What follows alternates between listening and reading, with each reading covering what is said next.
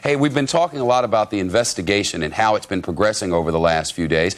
Today, the identification of 19 of the hijackers. I've just gotten word that the FBI says 3 of 5 men suspected of hijacking an American Airlines jet that crashed into the Pentagon had been staying in San Diego. They've also found 3 black boxes. And the Taliban is saying bin Laden had nothing to do with this. In the United States, if you attack us, there'll be vengeance. Fox News senior correspondent Rita Cosby has been following the investigation. She joins us live now from our Washington newsroom. Rita. Hi, Shepard. Well, some new developments tonight in many different areas. A law enforcement official is telling Fox News that Atlanta was also an intended target for the terrorists. The official says that authorities determined that after interviewing several people close to the hijackers in recent days. Atlanta's airport is a major transportation hub and also could have been the target, but we're not sure of that. Meantime, tough talk overseas. Afghanistan's Taliban regime, which has protected indicted terrorist Osama bin Laden for years, is now warning the U.S. not to attack their country. They said there will be revenge, quote, by other means if the U.S. strikes. The warning came as fundamentalist Taliban clerics in the capital of Kabul used prayers today, asking the world's Muslims to unite against America. Today, the FBI and Justice Department released a list of the men that they believe were the hijackers aboard the 4 doomed flights.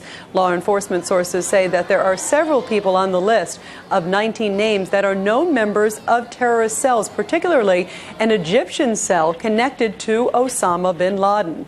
7 of the 19 men believed to be hijackers are pilots. Many are from Delray Beach, also some from San Diego, as you heard, and also Hollywood, Florida, where many received flight training. And most are young men in their 20s and also their 30s. Authorities believe 5 men hijacked American Airlines Flight 11, which was the Boeing 767 that slammed into the first Twin Tower, the North Tower there in New York City.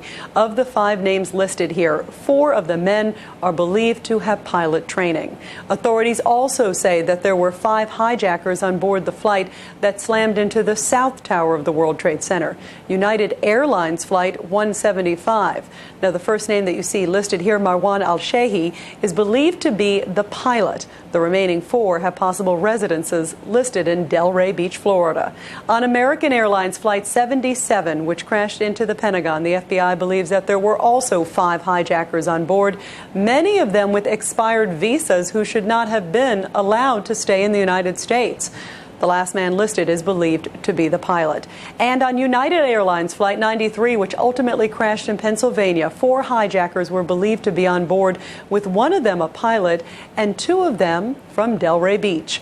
Authorities are now on the lookout for others who may know these hijackers or may be accomplices. The FBI is now giving all 18,000 police departments across the country, also Border Patrols, the FAA, and all airlines, the names of those individuals. The Federal Bureau of Investigation has also forwarded a list of more than 100 names to numerous law enforcement organizations. These are the names of individuals the FBI would like to talk to, because we believe they may have information that could be helpful to the investigation. Meantime, authorities are relieved to report that some confusion may have led to 3 area airports in New York being closed last night, that nothing more serious happened. More than 10 individuals were detained but eventually released.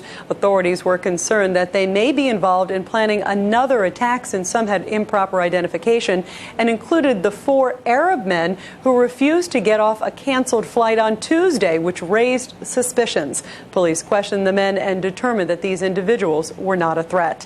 Meantime, law enforcement officials continue to track down anyone associated with the potential hijackers and have served now more than 30 search warrants and hundreds of subpoenas.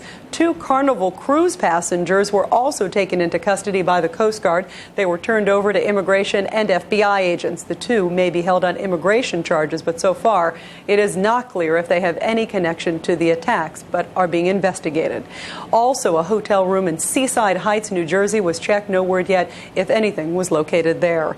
Meantime, investigators are examining the 3 flight recorders that have been retrieved in the past 24 hours. 1 from the Pennsylvania hijacking, 2 from the hijacked plane that intentionally slammed into the Pentagon. FBI Director Robert Mueller says that they have not received any information off that plane's cockpit voice recorder. Sources say it is too badly damaged. But they are getting some information off the flight data recorder from that plane, which means although the hijackers did turn off the transponders so they could not be picked up on radar, they did not pull the breakers on at least the Pentagon flight and cut off the power to those black boxes. Now, the flight data recorder could show at what point exactly that hijackers took over the doomed plane, if there was any sort of struggle in the cockpit, and how fast the plane was going during the final moments. Shep. Comprehensive update from Rita Cosby live in Washington.